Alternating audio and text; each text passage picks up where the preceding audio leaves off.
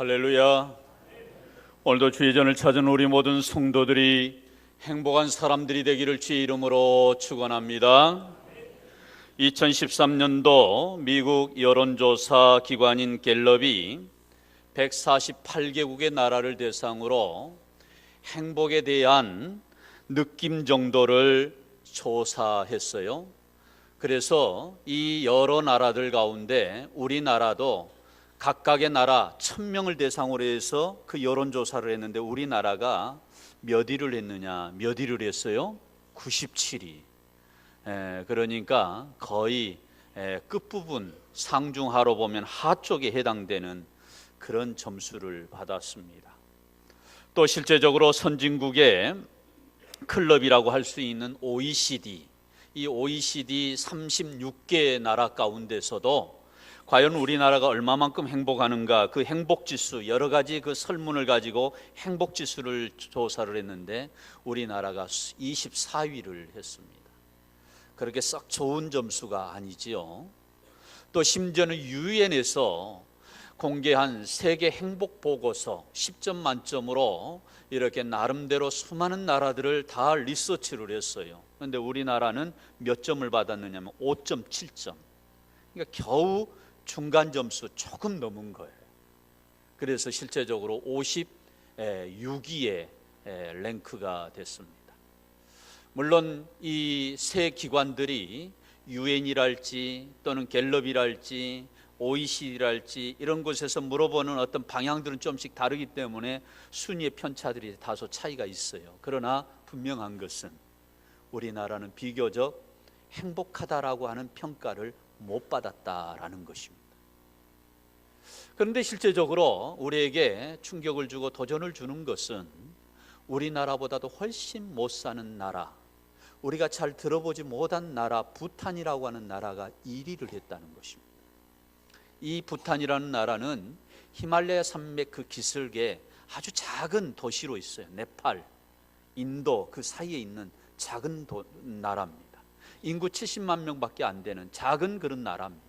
자, 그런데 이 사람들이 정말 행복지수가 높게 나온 거예요. 얼마만큼 높게 나왔느냐? 100명에게 물었을 때 97명이 그렇다, 우리는 행복하다 이렇게 대답을 한 거예요. 자, 그러면 이 사람들의 생활 수준이 우리보다 나아서 그랬을까요?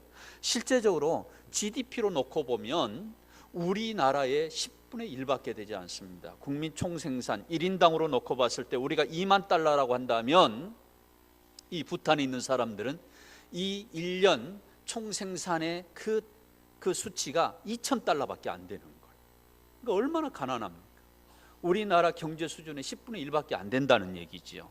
그런데도 행복하냐라고 하는 질문에 그렇다, 행복하다 이렇게 대답을 한 거예요.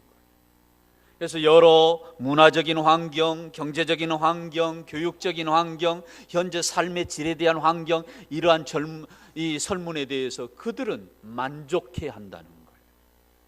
이것을 보면서 참으로 이 행복이라고 하는 것은 결코 어떤 물질의 풍요랄지 우리가 잘 사는 것에만 있는 것이 아니다라고 하는 것을 우리는 단적인 예로 우리가 다시 한번 이런 데이터를 통해서 경험하게 되는 것입니다.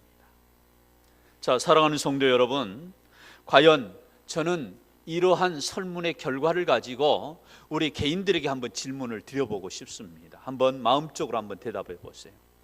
당신은 정말 행복하십니까? 마음적으로 대답하셨어요? 이제 그것을 제가 좀 들리는 소리로 행복하다면 행복합니다, 그렇게 말씀하시고 아니요 목사님 저는 행복하지가 않는데요, 그러면은 아무 말 안 하시면 됩니다. 그래서 제가 이 목소리의 정도를 보고 조금 한번 파악을 좀 해보랍니다. 왜냐하면 이거 굉장히 중요합니다. 담임 목사로서 우리 교회 성도들이 행복해야 되고, 그래서 그러한 삶을 위해서 제가 또 노력을 해야 되기 때문에 그렇습니다. 당신은 정말 행복하십니까? 굉장히 많이 대답하셨어요. 뭐 부탄 사람들 못지않게 우리 교회 성도님들이 행복해 하는 것 같습니다. 정말 다행이고 감사한 일입니다. 자, 그런데 사실 한 가지 씁쓸한 것은 우리가 정작 행복해야 될 대상이 누구냐면은 내가 함께 사는 사람으로부터 사랑을 받거나 관심을 받거나 그래서 행복해야 되는데 그러지 못하는 경우가 다반사입니다. 함께 사는 사람 때문에 행복해야 되는데 함께 사는 사람 때문에 너무나도 불행 가운데서 사는 사람이 많으세요. 그 사람 때문에 너무나도 힘들어하는 사람이 많습니다. 또 심지어는 교회 공동체 안에서도 마찬가지입니다. 우리가 교회 공동체 안에서도 내가 함께 사랑하고 위로하며 격려하면서 우리가 신앙의 공동체를 이루는 것이 이 교회의 참다운 모습인데, 이 교회 안에서도 내가 오히려 그 사람 때문에 힘들어하고 괴로워하고 아파하는 사람들이 너무 많더라는 거예요. 그랬을 때 정말 우리가 당신은 행복합니까? 라고 하는 물음을 우리가 뭐라고 대답을 해야 될 것인가? 그 물음에 대해서 우리가 뭐라고 정말 대답할 수가 있을까? 제가 나름대로 지금까지 살아오면서 그 작은 경험 중에 하나는, 사람들이 지금까지 자신들의 행복한 삶을 살기 위해서 무언가 하나를 재미로 그들이 가지고 있다라고 하는 것입니다. 그래서 뭔가 자기 자신이 좋아하는 것, 그 좋아하는 것으로 자기가 즐거워하고 행복해 하더라는 것입니다. 사람으로부터, 같이 사는 어떤 배우자나 가족이나 어떤 교회 성도들로부터 그들의 사랑을 받아서 행복해야 되는데 그런 것이 아닌 다른 것으로 행복을 찾는 사람들이 있더라 이 말이에요. 그래서 어떤 사람은요 굉장히 운동을 좋아하는 사람이 있어요. 그리고 또 어떤 사람은요 등산을 좋아하는 사람이 있습니다. 또 어떤 사람은 낚시를 좋아하는 사람이 있어요. 그런 것들이 다 나쁘다는 얘기가 아니에요. 근데 그것을 통해서 내가 내 삶에 재미를 느끼고 행복을 거기서 찾는다는 거예요. 또 어떤 사람은 뭘 만드는 것을 굉장히 재밌게 여기면서 그 안에서 행복을 찾고 거기에서 자기 존재감을 찾는 사람이 있어요. 또 어떤 분을 제가 최근에 보니까 요리 만드는 것에 굉장히 즐거워하고 거기에 자기가 그 요리를 만들 때 행복감을 느낀대요. 근데 또 어떤 사람은 먹는 것을 즐거워하고 먹는 것에서 행복을 찾는 사람이 있어요. 그 사람이 누구라고 말할 수는 없지만 바로 제가 바로 그런 사람입니다. 저는 굉장히 먹는 것을 좋아합니다. 어떤 때는요 제가 막 저녁에 한밤중에 됐는데 이제 한 11시 12시쯤 되면은 출출하잖아요. 그러면은 사실 뭐 먹고 싶잖아요. 근데 이제 아내는 되게 그걸 싫어하더라고요. 그래서 제가 이제 혼자 먹기에는 조금 거시기 하니까 우리 아들하고 딸을 꼬드겨 가지고 세 사람이 합쳐지면 뭔가 그래도 좀 우리가 뭘 먹는데 좀 당당할 수 있겠다 해가지고 새를 이렇게 불려 가지고요 뭐 하나 먹고 싶다 그러면 아내는 싫어해요. 그래서 제가 어떤 때는 아내가 너무 싫어할 때는 제가 가끔 이런 생각이 들어요. 내가 왜 저 여자랑 결혼했는가 싶어요. 그래가지고 애들하고 이제 속닥속닥 해가지고 라면 하나를 끓여 먹잖아요. 그러면 아내가 막 투덜거립니다. 애들한테 좋은 거 안 가르친다고. 안 좋은 것을 왜 먹느냐고. 그리고 이 밤에 그거 먹으면 다 살로 가는데. 그런데 어떡합니까? 먹는 것이 즐거운데, 먹는 것이 좋은데. 사실 그러잖아요. 우리 여기 앉아 계신 분들 먹는 거 싫어하시는 분들 계세요? 그럴 분들 별로 없을 거예요. 그런데 또 얼마 전에 TV 보니까요 골동품 수집하는 사람의 그 내용이 또 나오더라고요. 가끔 세상에 이런 일 보면 별 사람들 다 있습니다. 그런데 이분은 30년 동안이나 골동품을 모집하는 분이에요. 수집하신 분. 근데 이분이 한국전력에서 근무하시는 연구원인데요, 이분이 특별히 회사가 그래서 그런지 전기 또는 음향 또는 오래된 라디오, TV 이런 거 굉장히 관심을 많이 가져요. 그래서 여러분 30년 동안 얼마나 모은 줄 아세요? 무려 5,000점을 모은 거예요. 놀라지도 않네요. 5,000점이면 엄청난 겁니다. 여러분 1년 365일입니다. 곱하기 5,000일 이거 해보세요. 10년이 넘었다는 얘기예요. 그러니까 거의 매일 한두 점씩은 모았다는 얘기입니다. 웬만 해가지고는. 뭐 못 모을 때도 있었겠죠, 바쁜 때. 그런데 이분이 가지고 자랑하는 거 하나가 있는데, 에디슨이 발명한 전구 있죠, 100년 전에. 근데 그것을 애지중지하면서 그것을 볼 때마다 흐뭇해하다는 거예요. 그러면서 그것이 불이 들어와요. 불이 100년 전 전구인데. 그러면서 이분이 골동품 철학으로 이런 명언을 했어요. 여러분, 이런 명언을 한번 유심히 기억할 필요가 있습니다. 고물에 생명을 불어넣어 뭘로 만드는 것이, 유물로 만드는 것이 수집의 재미입니다. 즐겁다는 거예요. 재밌다는 거예요. 그래서 세상에 어느 나라에 자기가 찾는 물건 하나 있습니다. 비행기 타고 가요. 우리가 생각하기에는 이해가 안 되죠. 그러면 자, 역으로 이제 생각해서 이분은 수집하는 것이 늘 즐겁고 기쁘고 거기서 행복감을 찾는다고 그러는데, 부인은 어떨까요? 부인은요 몹시 싫어합니다. 여러분 생각해 보세요. 5,000점이 모아지려면, 제가 한번 계산을 해봤어요. 물론 30년을 놓고 보면은 한 3일에 걸러서, 한 4일에 걸러서 하나씩 모았다는 얘기인데, 부인 입장에서는 그거 좋아하겠어요? 갖다 놓으면 어디다 보관할 거예요? 그리고 그 물건이 귀하기 때문에 그것은 더 보관을 잘해야 되고 지켜야 됩니다. 그래서 회사가 전시회를 열어주기도 해요. 이 사람을 위해서. 안명진 씨인데. 근데 여러분, 부인은 너무나도 싫은 거예요. 나는 좋아서 수집을 하고 나는 행복해서 나는 그것만 모아도 기쁜데, 상대가 그것을 보고 불행합니다. 그거 보고 싫어합니다.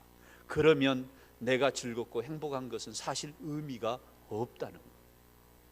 행복이라는 것은 나도 좋고 배우자도 좋고, 나도 기쁘고 나도 즐겁고 저 사람도 좋아야 그것이 진정한 행복인데, 나만 좋고 상대가 힘들다고 하면 그것은 결코 참 행복일 수가 없다는 말입니다.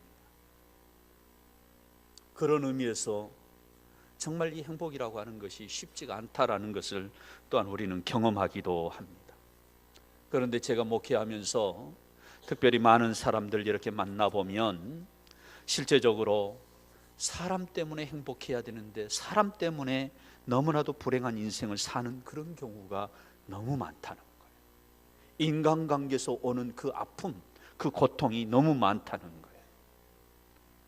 바라기는 저는 우리 모든 성도들이 주의 은혜 아래서 인간관계가 회복이 되고 인간관계에서 행복이 오는 그런 삶을 살기를 주의 이름으로 축원합니다.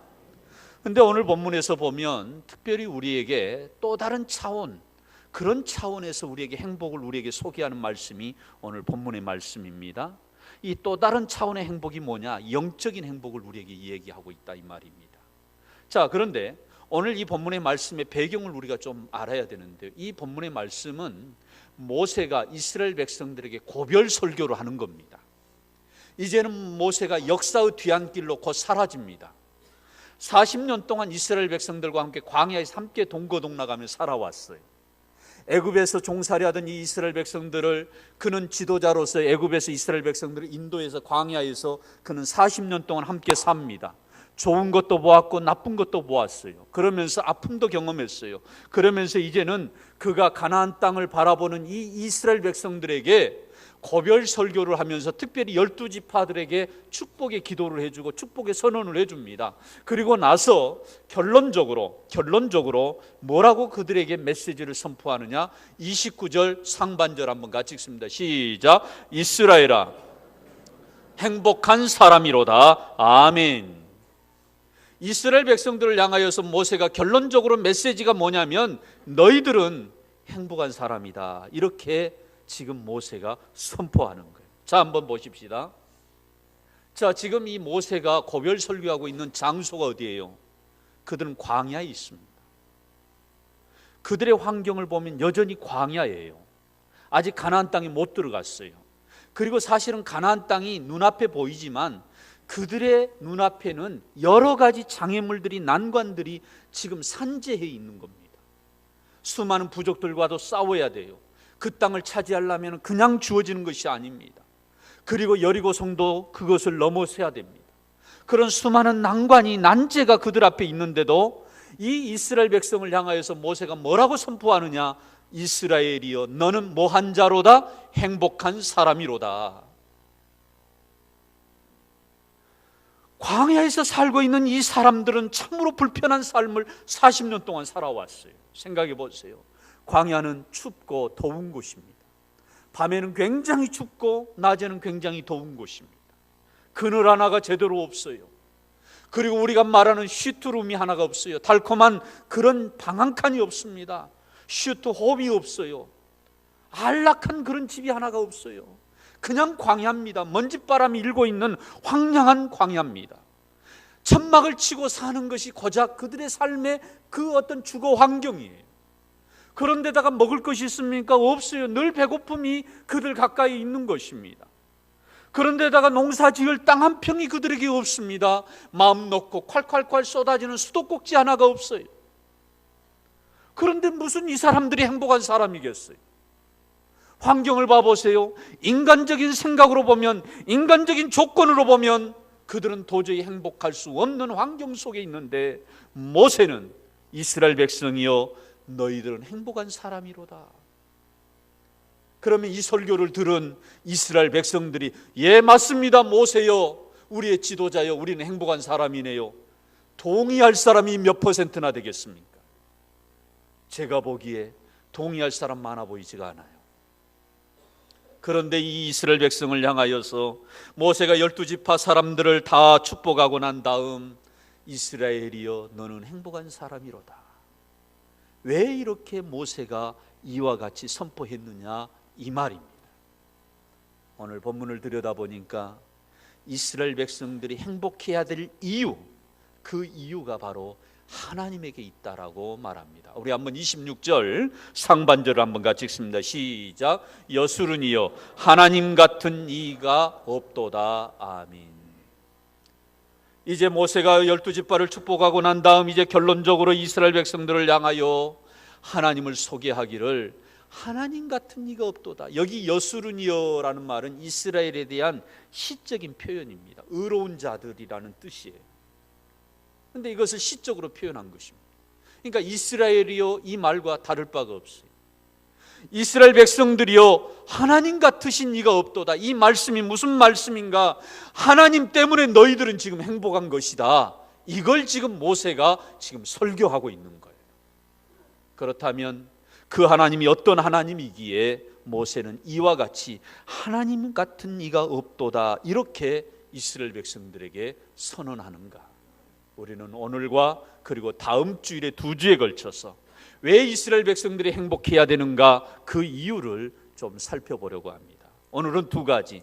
그 첫 번째로 하나님은 구원의 하나님 때문에 이스라엘 백성들이 행복한 사람이라고 모세는 지금 설교하고 있습니다. 한번 우리 오늘 본문의 말씀 우리 한번 이 29절 상반절 한번 같이 읽습니다. 시작. 너같이 얻은 백성이 누구냐? 아멘.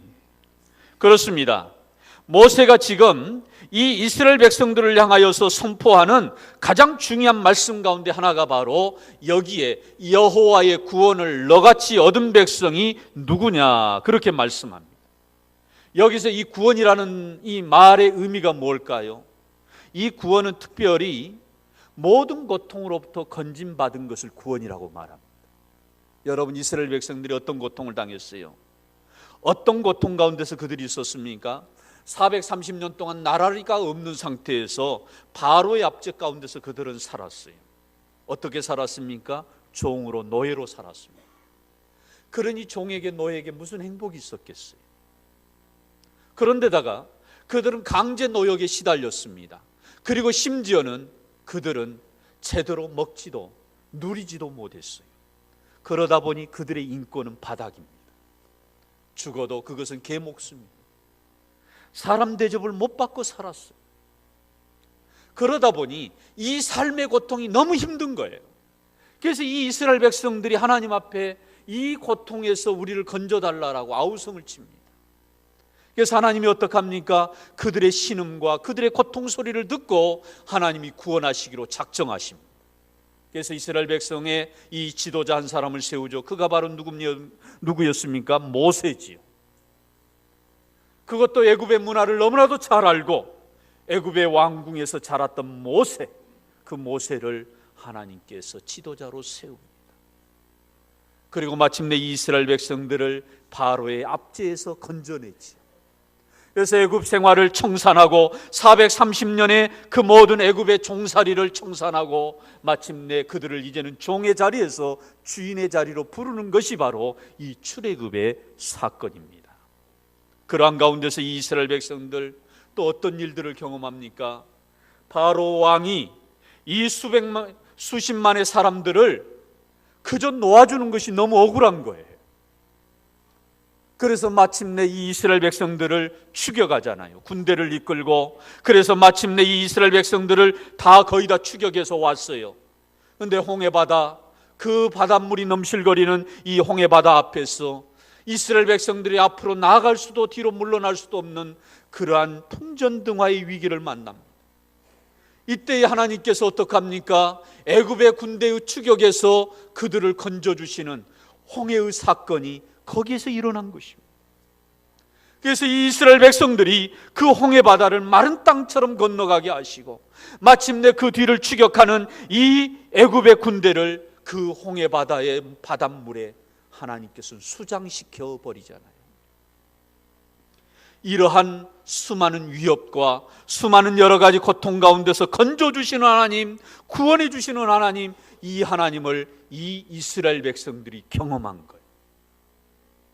그래서 모세가 이스라엘 백성들을 향하여 너같이 여호와의 구원을 얻은 자가 누가 있겠느냐? 너희들처럼 하나님의 구원의 손길을 경험해 본 사람이 누가 있겠느냐? 그러므로 너희들은 행복한 사람이다. 그렇게 모세는 지금 설교하고 있는 것입니다. 사랑하는 성도 여러분, 이것이 이스라엘 백성들이 행복해야 될 진정한 이유라는 것. 그런데 저는 이것이 오늘 우리의 얘기라고 하는 것을 알고 계십니까? 사랑하는 성도 여러분, 우리가 이 땅 가운데서 정말 행복해야 될 이유는 내 배우자가 나에게 잘해줘서 행복이 아니고 더 궁극적인 행복은 하나님이 나의 구원자이기 때문에 행복한 사람인 것을 고백할 수 있기를 주의 이름으로 축원합니다. 여러분 생각해 보세요. 우리는 먼 훗날 우리는 다 개인적인 종말을 맞습니다. 그러면 우리의 길은 두 갈래로 딱 나눠질 수밖에 없어요. 하나님을 믿는 사람은 천국이고 하나님을 믿지 않는 사람은 지옥입니다. 어쩔 수 없어요. 하나님이 정해놓은 질서입니다. 그런데 우리 모두가 사실은 죄로 인하여서 죽을 수밖에 없는 그러한 인생이었는데 우리를 죄에서 건져주셔서 하나님의 자녀 삼아주시고 우리가 죽음 이후로는 천국으로 갈 수 있도록 구원의 길을 베풀어 주신 이 하나님으로 인하여서 우리가 행복해 할 수 있기를 주의 이름으로 축원합니다. 이것처럼 귀한 것이 없어요.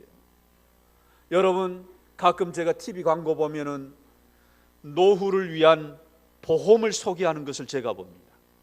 여러분, 연금이 나오는 분들 계세요? 몇 분 안 될 겁니다. 관공서에나 어떤 회사에 이렇게 계시는 분들 퇴직금으로 또 연금으로 잘 이렇게 가입하셔서 그것으로 사시는 분들, 저희 어머님도 그러시더라고요. 옛날에 국민연금이 못 믿는다 그런 소문이 들어가지고 그 힘들지만 그래도 한 달에 7,000원씩 끼웠어요. 7,000원씩. 근데 이제 그것이 나중에 이제 연금 타는 그런 연세가 되니까 나오는데 얼마 나오느냐면 한 34,000원인가 나왔어요. 근데 이제 그것 가지고 굉장히 우리 어머님이 좋아하시더라고요. 근데 우리 어머님이 어느 날 기분이 토라졌어요. 그래서 왜 토라졌는가 하고 제가 물어봤더니 우리 작은아버지는 27만 원을 타신대요. 그래서 왜 그런가 하고 물어봤더니 우리 작은아버님은 3만 몇천 원을 넣으신 거예요. 내가 그럴 줄 알았으면 내가 그때 3만 원 돈이 없어서 못 넣은 것이 아닌데 그랬으면 내가 지금 27만 원을 탈 텐데 하면서 그거 비교해가지고 토라지신 거예요. 이 설교는 우리 어머니가 안 듣기를 원합니다. 그래가지고 섭섭해 하시더라고 우리 어머님이. 성도 여러분, 노년을 살아가는데 사실 경제적으로 빈궁하면 우리 행복할 수가 없잖아요. 그래서 젊을 때 연금 들어놓으면 듬직하잖아요. 그런데 제가 이 연금 광고를 보면서요, 노후 보험에 대한 광고를 보면서 정말 우리가 들어야 될 영생의 보험을 들었는가? 사랑하는 성도 여러분, 우리의 자녀들이 과연 죽음 이후로 영원히 사는 영생의 보험, 이 보험이라는 단어가 좀 어폐가 있습니다만은 과연 이 보험에 들어가 있냐 이 말이에요. 정말 우리가 하나님 앞에 감사하고 정말 우리가 하나님 앞에 행복해야 될 이유는 우리에게 영원한 천국을 거저 우리에게 선물로 주신 이 하나님 때문에, 우리를 구원하여 주신 이 하나님 때문에 행복할 수 있기를 주의 이름으로 축원합니다. 내가 들어놓은 거 아니에요. 내가 매월 얼마씩 내가 지불해서 들어놓은 거 아닌데 우리를 죄악에서 건져주시고 하나님의 영원한 백성으로 천국에서 살 수 있도록 이런 은혜를 주신 하나님, 이 구원의 하나님을 우리가 찬양할 수 있기를 주의 이름으로 축원합니다. 마지막 두 번째로 또한 이스라엘 백성을 향하여서 모세는 뭐라고 얘기하느냐? 도우시는 하나님 때문에 행복하다라고 말씀합니다. 이스라엘 백성들을 도우시는 하나님, 이스라엘 그 민족 한 사람 한 사람을 도우시는 하나님을 이스라엘 백성들을 향하여서 설교하고 있습니다. 우리 한번 26절 한번 같이 읽습니다. 시작. 하나님 같은 이가 없도다. 그가 너를 도우시려고 하늘을 타고 궁창에서 위엄을 나타내시는도다. 아멘. 하나님께서 너를 뭐 하시려고? 도우시려고. 얼마나 은혜로운 말씀이에요. 또 29절의 말씀 한번 중반절 같이 읽습니다. 시작. 그는 너를 돕는 뭐요? 방패시요. 아멘. 이 이스라엘 백성들을 향하여 모세는 하나님이 어떤 하나님인가 소개합니다. 너를 돕는 방패시요. 너를 도우시려고. 한마디로 말하면 우리를 도와주시는 하나님, 그 하나님 때문에 이스라엘 백성들은 지금 행복한 사람이라고 말하는 것입니다. 여러분, 이스라엘 백성들이 광야에서 살 때 그들이 하나님의 은혜도 누렸지만 반대로 생각하면 그들은 철저히 광야에서 자기들의 힘으로 살 수 없다는 것을 뼈저리게 그들은 경험한 것입니다. 여러분, 광야에서 그들이 자기들의 힘으로 해낸 것이 뭐가 있어요? 아무것도 없어요. 그들이 먹는 문제, 삼시세끼 문제를 자기들의 힘으로 해결했습니까? 전혀 그러지를 않았어요. 40년 동안 하나님은 하늘에서 만나와 메추라기로 이 이스라엘 백성들을 굶겨 죽이지 아니하시고 늘 그때마다 일용할 양식을 주신 것입니다. 사막은 항상 덥습니다. 광야는 항상 낮에는 더워요. 밤에는 춥습니다.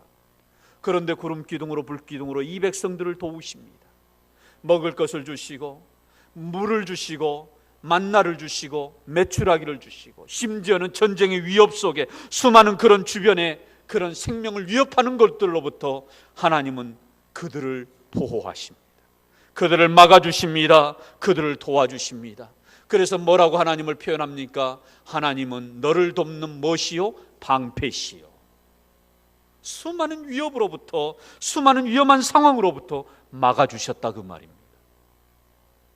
그래서 이스라엘 백성들이 행복하다라는 것입니다. 제가 25년 동안 목회해온 그 결론은, 지금까지 25년 정도 지금 목회해 오면서 제가 내린 결론 중에 하나는 하나님 믿는다고 고난이 없는 것은 아니다라는 것입니다. 여러분, 하나님 믿는 사람들도 고난이 있습니다. 그런데 그 고난이 우리에게 유익을 주기 위해서 주신 고난이지 우리를 완전히 패가망신하고 완전히 무너뜨려서 완전히 주저앉도록 그렇게 주는 고난은 단 하나도 없더라는 것입니다. 사실 우리 하나님 믿는 사람들, 당신의 백성들을 향하여서 성도들의 삶이 사망의 음침한 골짜기를 만날 때가 있다는 것이 우리의 삶의 고백입니다. 그걸 하나님이 아예 면제해 주지를 않더라고요. 예수님을 믿는 그 순간부터 내가 죽는 그 순간까지 고난이 한 번도 당하지 아니하도록 하나님 그렇게 우리 인생을 인도하는 것은 전혀 아닙니다. 온실 속의 화초처럼 그렇게 우리를 그렇게 보호하시는 것은 아닙니다. 그런 고난이 있어요. 그런데도 불구하고 하나님은 너를 돕는 뭐라고요? 방패라는 거예요.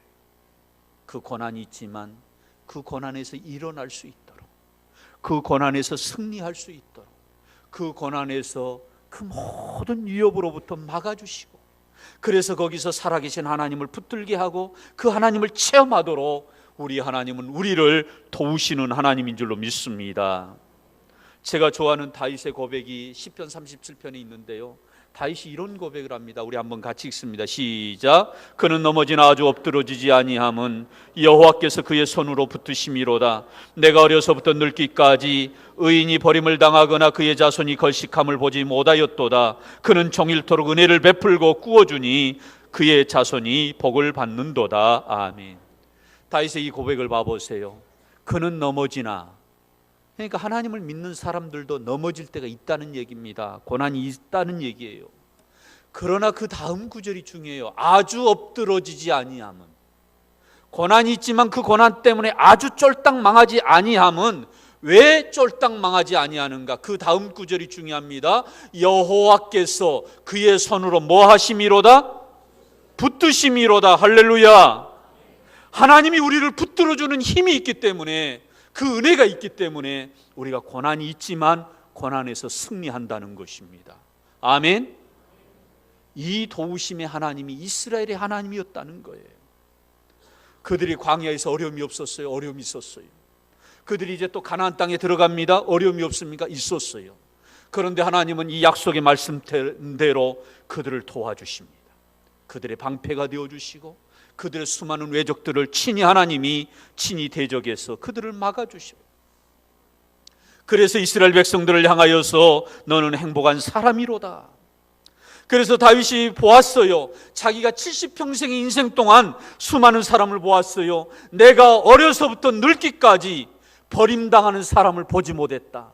걸식함 당하는 사람 보지 못했다. 오히려 하나님께서 은혜를 베풀어 주셔서 종일토록 그는 뭐를 베풀고, 이 말씀을 다시 한번 띄워줘 보세요. 그들은 종일토록 뭐를 베풀고? 은혜를 베풀고, 빌리는 인생이요, 꾸어주는 인생이에요. 꾸어주는 인생. 그리고 그 자식이 무엇을 받는도다? 복을 받는도다. 사랑하는 성도 여러분, 이것이 바로 우리 하나님의 마음인 줄로 믿습니다. 이게 우리 하나님의 사랑인 줄로 믿습니다. 하나님은 이와 같이 우리를 도우신다는 거예요. 사랑하는 성도 여러분, 우리 하나님이 이 우주 만물을 창조할 때 그때그때마다 보시기에 좋았더라, 그렇게 말씀을 했어요. 여러분이 보시기에 좋았다는 말을 쉽게 표현하면 하나님이 그것을 보시고 행복해 하셨다는 말씀입니다. 그런데 우리 하나님께서 특별히 행복해 하시는 그 모습을 보기를 원하는 것은 우리가 진정 행복한 사람으로 사는 것을 우리 하나님은 보고, 그것을 보시고 보시기에 좋았더라, 보시고 행복하셨더라, 이렇게 하나님은 원하고 계시는 줄로 믿습니다. 우리가 왜 행복해야 돼요? 여러분, 우리의 행복은 소유에 있지 않습니다. 물질이 많아지면 행복할 것 같습니까? 그렇지 않습니다. 우리가 행복해야 될 진정한 이유는 하나님 때문에 행복해야 되는 줄로 믿습니다. 그 하나님이 우리에게 구원을 주시는 하나님, 우리를 도우시는 하나님, 이 하나님으로 인하여서 우리가 행복한 존재임을 우리가 다시 한번 기억하면서 이 하나님 앞에 늘 행복한 삶을 살아가는 우리 모든 성도들이 되기를 주의 이름으로 축원합니다.